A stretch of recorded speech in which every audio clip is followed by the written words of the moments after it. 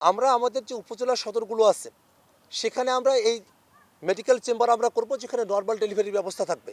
আর ভ্রাম্যমান ultrasonogram machine এবং অন্যান্য যে যন্ত্রপাতিগুলো রয়েছে সেগুলো আমরা এলাকা এলাকায় প্রেরণ করব, যাতে করে ঘরে থেকেই আমাদের গর্ভবতী নারীরা, আমাদের মায়েরা, তারা তাদের স্বাস্থ্যের খোঁজখবরটা রাখতে পারেন। সেজন্য ভ্রাম্যমান আলট্রাসোনোগ্রাম মেশিন এবং অন্যান্য যন্ত্রপাতির একটা গাড়ি আমরা আমাদের এলাকায় কাউনি এবং পীরগাছায় সর্বত্র আমরা প্রেরণ করব পিরিয়ডিক্যালি। আর নর্মাল ডেলিভারির চেম্বার সেটা উপজেলা পর্যায়ে আমরা করবো ইনশাল্লাহ। আমরা এতক্ষণ পর্যন্ত যে উদ্যোগগুলোর কথা বলেছি এগুলো আসলে সরকারিভাবেই সদিচ্ছার মাধ্যমে এগুলোকে বাস্তবায়ন করা সম্ভবপর, কিন্তু তারপরেও যেহেতু বাংলাদেশ রাষ্ট্র, আমরা আসলে সরকারি বেসরকারি নানা ধরনের উদ্যোগের মধ্য দিয়ে যাই। আমরা আমাদের এলাকায় সরকারি উদ্যোগ তো গ্রহণ করবই, অবশ্যই বেসরকারি যে উদ্যোগগুলো রয়েছে, যেমন নানা ধরনের কলকারখানা প্রতিষ্ঠা করা, সব কিছু সরকারিভাবে করা সম্ভবপর হবে না, বেসরকারি উদ্যোগ আমাদেরকে গ্রহণ করতেই হবে। সেক্ষেত্রে সরকারি বেসরকারি নানা ধরনের উদ্যোগ গ্রহণ করার মধ্য দিয়ে আমরা আমাদের এলাকার জন্য যে পরিকল্পনাগুলো রয়েছে সেগুলোকে আমরা বাস্তবায়ন করব। আমাদের এখানে প্রায়শই দুর্ঘটনা ঘটে, সড়ক দুর্ঘটনা, এবং কিছুদিন আগেও সড়ক দুর্ঘটনায় একজন মারা গেছেন। বিশেষত আমাদের যে জনবহুল জায়গাগুলো রয়েছে, যেমন আমাদের কাউনিয়া, আমাদের নবদিগঞ্জ, এই জায়গাগুলোতে এই ধরনের আশঙ্কাগুলো বেশি ঘটে। সেক্ষেত্রে ইতিমধ্যেই আমাদের কাউনিয়াতে যেন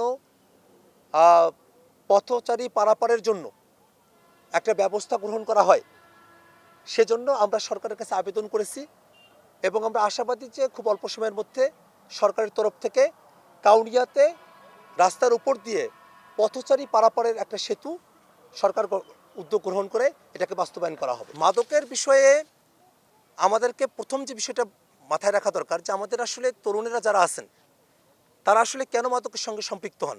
বেশিরভাগই সম্পৃক্ত হন কর্মসংস্থানের অভাবে এবং নানা ধরনের সঙ্গদোষে, এবং এক ধরনের টেনশন তাদের মধ্যে থাকে। আপনি এলাকা পর্যায়ে কথা বলে দেখবেন তরুণদের সাথে, যে তারা কেন সিগারেট গ্রহণ করা শুরু করে।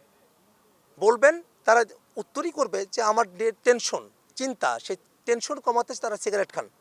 তো সেক্ষেত্রে এই তরুণেরা তারা যেন নানা ধরনের অ্যাক্টিভিটির মধ্য দিয়ে আসতে পারেন। তারা যখন সক্রিয় থাকবেন খেলাধুলায় বা কর্মে, তখন তারা আসলে অটোমেটিক্যালি মাদক থেকে দূরে থাকার দিকে তারা ধাবিত হবেন। তথাপিও যারা সঙ্গদোষে বা ভুল বুঝে মাদক গ্রহণ করে ফেলছেন, আমরা তাদেরকে মাদক নিরাময় কেন্দ্র স্থাপন করে রিহ্যাবিলিটেশনের আওতায় আমরা তাদেরকে নিয়ে আসব। আর যারা মাদকের কারবারের সঙ্গে যুক্ত, যারা কোনোভাবেই শুধরানোর মতো মানুষ নন, তাদেরকে বাংলাদেশের যে মাদক বিরোধী আইনগুলো রয়েছে সেই আইনগুলোর সর্বোচ্চ প্রয়োগের জন্য আমরা তাদেরকে আইনের আওতায় নিয়ে আসব। আমাদের গোটা উত্তরবঙ্গের একটা লাইফলাইন নদী, গোটা পৃথিবীতেই আশীর্বাদ। নদীর তীরেই সব ধরনের সভ্যতার জন্ম হয়েছে, কিন্তু দুর্ভাগ্যের বিষয় আমাদের এই তিস্তা নদী, আপনারা দেখছেন এখন বর্ষাকাল, এখানে কিন্তু কোনো পানি নেই, হাঁটু পানি নদীতে। আর এখন আমরা যেখানে বসে আছি, যদি আমরা বর্ষাকালে আসতাম তাহলে আমাদের মাথার উপর দিয়ে এখন পানি চলে যেত, প্রবাহিত হতো। এই নদী আমাদের জন্য যে সংকটের জায়গাটা তৈরি করেছে সেটাকে আমরা সম্ভাবনায় রূপান্তরিত করতে চাই।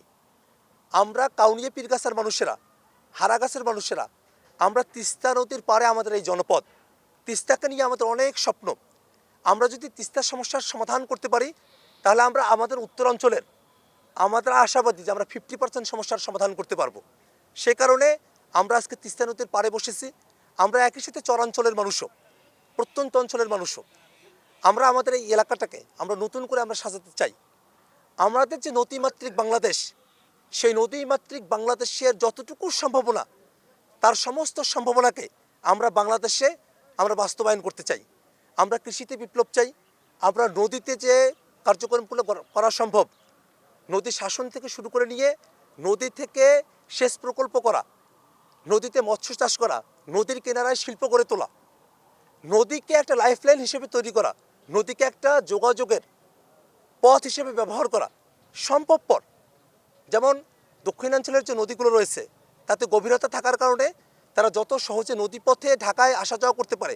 যদি আমাদের তিস্তা নদীতে গভীরতা থাকতো, পানি থাকতো, তাহলে আমরাও হয়তো এই তিস্তা নদী দিয়ে আমরা ট্রলারে করে, ছোট ছোট জাহাজে করে আমরাও ঢাকায় আমরা যাতায়াত করতে পারতাম। নদীতে যদি পণ্য পরিবহন করা হয় তাহলে পণ্য পরিবহনের খরচটা অনেক কমে আসে। নদী সভ্যতার জন্য সব থেকে উপযোগী প্রকৃতির দান। আমরা সেই নদীর পাড়ে এসে বসেছি। আমরা বাংলাদেশের সকল মানুষের কাছে এবং পৃথিবীবাসীর কাছে আমরা আমাদের নদীগুলোকে জীবন্ত করে নদী ভিত্তিক যে সভ্যতার সূচনা অতীতে হয়েছিল তেমন করে নদীকে কেন্দ্র করেই আমরা আমাদের এলাকাকে গড়ে তোলা, আমাদের দেশকে গড়ে তোলা এবং পৃথিবীর যে গতিপথ সেখানে নদীর যে সম্ভাবনা সেটাকে সম্পূর্ণভাবে বাস্তব করার একটা মানসিকতার জায়গা থেকে আমরা আজকে নদীর পাড়ে বসেছি।